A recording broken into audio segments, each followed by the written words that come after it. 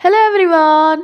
आज हम इस वीडियो में डिस्कशन करने वाले हैं एक most important topic of history जो कि है वंश और उनके संस्थापक। तो एसएससी जीडी 2024 में जो एग्जाम्स हो रहे हैं तो उसके पर्सपेक्टिव से पॉइंट ऑफ व्यू से बहुत ही ज़्यादा इम्पॉर्टेंट ये टॉपिक है, तो इसको अंत तक ज़रूर देखें। पहला जो हमारा प्रश्न है, हर्यंक वंश का संस्थापक कौन था? Who is the founder of Haryanka dynasty? इसका जो सही उत्तर हो जाएगा बिंबिसार। ठीक है, तो बिंबिसार हर्यंक वंश का संस्थापक था, जिसको कि हम उपनाम है उसका सेनिया या श्रेणिका इस नाम से हम जानते हैं। और इसका जो टाइम टेन्योर यानी कि कार्यकाल रहा था 544 बीसी से 492 बीसी।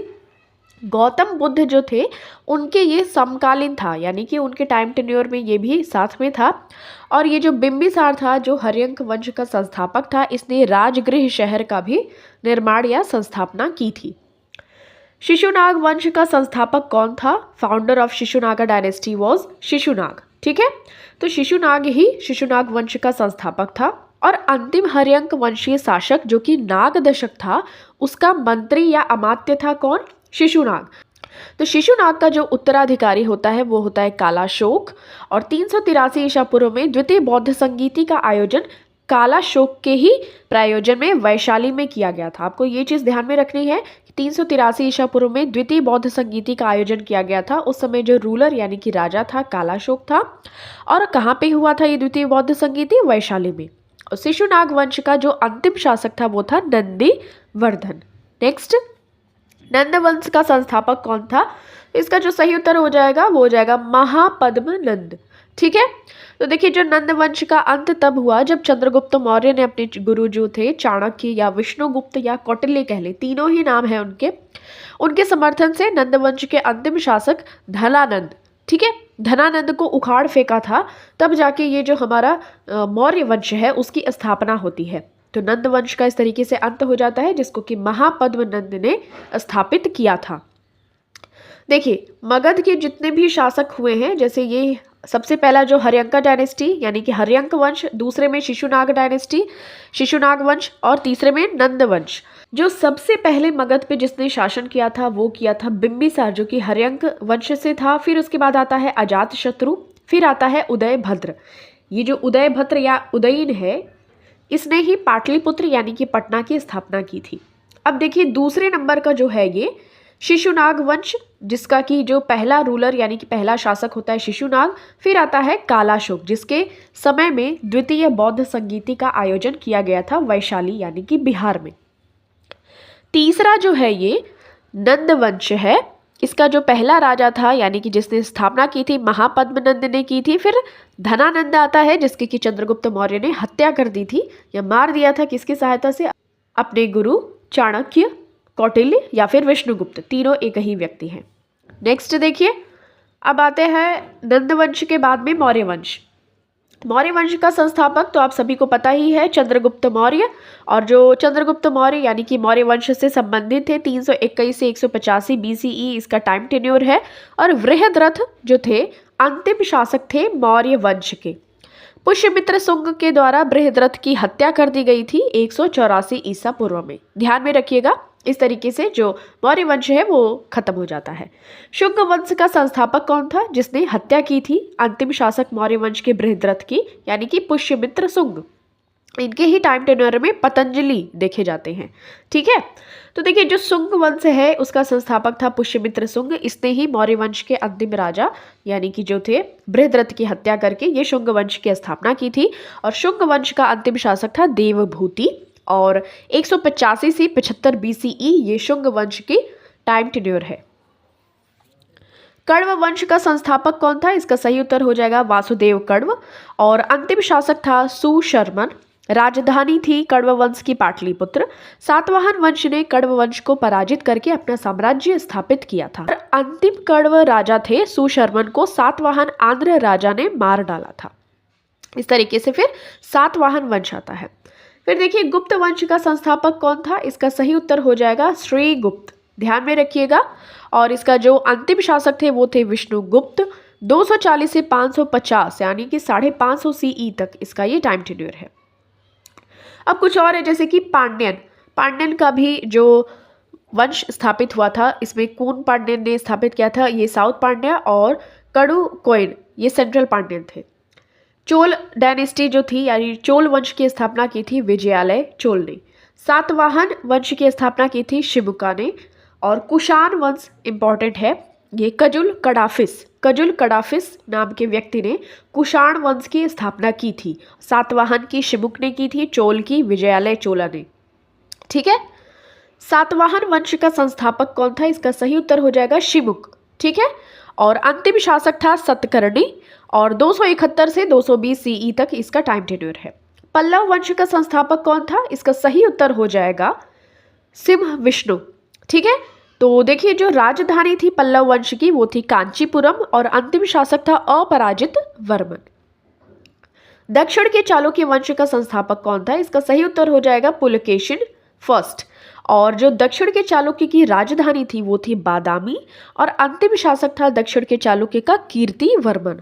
और दक्षिण के चालुक्य यानी डेक्कन चालुक्य डायनेस्टी का जो फाउंडर यानी कि संस्थापक था वो था पुलकेशिन प्रथम।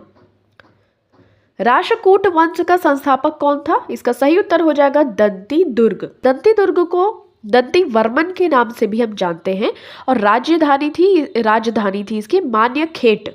ठीक है, तो राष्ट्रकूट वंश की स्थापना दंती दुर्ग या दंती वर्मन के नाम से हम जानते हैं उनको, और इनकी राजधानी थी मान्यखेट। होयसला वंश के संस्थापक कौन थे? इसका सही उत्तर हो जाएगा नृप कामा, और इसका टाइम टेन्योर 1026 से 1047 सीई। विजयनगर साम्राज्य का संस्थापक कौन था? तो हरिहर और बुक्का ये दोनों ही भाई थे। इन्होंने यानी कि हरिहर प्रथम ने और बुक्का राय प्रथम ने, इन दोनों ने मिलकर विजयनगर साम्राज्य की स्थापना की थी 14वीं शताब्दी में। ध्यान में रखिएगा। नेक्स्ट देखिए, सल्तनत काल कितने भागों में विभक्त था? तो ये था टोटल 5 भागों में। देखिए, गुलाम वंश, खिलजी वंश, तुगलक वंश, सैयद वंश, लोधी वंश। ऐसे होता है ना जैगरी यानी कि गुड़ खा ले तू साले, ये एक ट्रिक है, इसको आप एज अ ट्रिक लीजिएगा। तो गुड़ से गुलाम, खाले से खिलजी, तू से तुगलक, साले से सैयद और लोधी। साले, सैयद, लोधी, और ये इसका टाइम टेन्योर है, आप ध्यान में रखिएगा। अब यहाँ पे देखिए मोस्ट इंपॉर्टेंट फैक्ट ये है कि सबसे जो लंबा राजवंश था वो था तुगलक, 94 वर्ष तक। ये टाइम टेन्योर है 1320 से 1414, ध्यान में रखिएगा। सबसे छोटा जो राजवंश था वो था खिलजी वंश, यानी कि मात्र 30 वर्ष, 1290 से 1320 तक। ठीक है, तो गुड़ खा ले तू साले ये एक ट्रिक है। 5 राजवंशों की सल्तनत जो काल था वो विभक्त था। सबसे छोटा खिलजी वंश और सबसे लंबा राजवंश तुगलक। मोहम्मद गौरी ने भारत लौटते वक्त अपना साम्राज्य किसको सौंपा था? इसका सही उत्तर हो जाएगा कुतुबुद्दीन ऐबक को। तो कुतुबुद्दीन ऐबक मोहम्मद गौरी का गुलाम और सेनापति था। उन्हें लाख बख्श कहा जाता था, और देखिए इनके उपनाम थे मलिक और सिपह सलार। गुलाम वंश का संस्थापक था कुतुबुद्दीन ऐबक, लेकिन अगर गुलाम वंश के वास्तविक संस्थापक की बात करें तो वो था इल्तुतमिश। ठीक है, जिसकी की बेटी थी रजिया, जो कि पहली महिला शासिका या मुस्लिम शासिका के तौर पे जानी जाती है। खिलजी वंश का संस्थापक कौन था? इसका सही उत्तर हो जाएगा जलालुद्दीन फिरोज खिलजी। 1290 से 1296 एडी तक इनका टाइम टेन्योर रहा था खिलजी वंश का। तुगलक वंश का संस्थापक कौन था? गयासुद्दीन तुगलक, और देखिए ध्यान में रखिएगा 1320 में गाजी मलिक यानी कि गयासुद्दीन तुगलक ने उपाधि धारण की थी। सबसे पहले इसका नाम था गाजी मलिक, लेकिन जब इसने 1320 में स्थापना कर दी तुगलक वंश की तो इसने अपना नाम रख लिया गयासुद्दीन तुगलक। 1325 में अपनी जीत के जश्न के दौरान एक इमारत के गिरने से उसकी मृत्यु हो गई थी, और जो इसका उत्तराधिकारी था उसका पुत्र मोहम्मद बिन तुगलक था, और नसीरुद्दीन मोहम्मद शाह तुगलक तुगलक वंश का अंतिम शासक था। तो ये सभी चीज़ें आपको ध्यान में रखनी है कि 1320 से 1413 तक ये टाइम टेन्योर रहा था तुगलक वंश का। सैयद वंश का संस्थापक था खिज्र खान, और सैयद वंश की स्थापना खिज्र खान ने 1414 में की थी, ध्यान में रखिएगा। और इस राजवंश का शासन जो समाप्त हुआ था जब अलाउद्दीन शाह शासक इस वंश का राजा था। ठीक है, ध्यान में रखिएगा 1414 में की गई थी। लोधी वंश का संस्थापक कौन था? तो इसका सही उत्तर हो जाएगा बहलोल लोधी। बहलोल लोधी 1451 में लोधी राजवंश का संस्थापक था। 15वीं शताब्दी के अंत तक बहलोल लोधी ने दिल्ली में लोधी वंश को मजबूती से स्थापित किया था, और अंतिम जो शासक था वो था इब्राहिम लोदी। इसने 1526 में पानीपत की लड़ाई लड़ी थी, किसके साथ? बाबर के साथ, और ये हार जाता है। इससे लोदी वंश का अंत हो जाता है और भारत में मुगलों का आगमन हो जाता है बाबर के नेतृत्व में। फिर 1526 से 1530 तक बाबर अपनी लड़ाई लड़ते हैं। ठीक है, तो ये हमारा फिर से सल्तनत काल का ये रिवीजन कर लेते हैं। स्लेव यानी कि गुड़ खा ले तू साले, ये ट्रिक से आप ध्यान में रख सकते हैं। सबसे पहले आया था गुलाम वंश, खिलजी, तुगलक, सैयद, फिर लोदी। ये टाइम टेन्योर है। और देखिए जो लोदी डायनेस्टी था यानी कि लोदी वंश था वो अफगानिस्तान से था, ये अफगानिस्तान से था। बाकी के सभी जो चारों डायनेस्टीज थी यानी कि वंश थे वो थे तुर्की से। ठीक है, मुगल वंश का संस्थापक कौन था? ये था बाबर, और मूल रूप से वो अफगानिस्तान के फरगना के राजा थे। ठीक है, ध्यान में रखिएगा। Now this question is for you, who was the founder of Satavahana dynasty? Satavahana वंश का संस्थापक कौन था? इसका सही उत्तर आपको कमेंट सेक्शन में देना है। आपके ऑप्शंस हैं पुष्यमित्र सुंग, वासुदेव कण्व, शिमुक, श्रीगुप्त।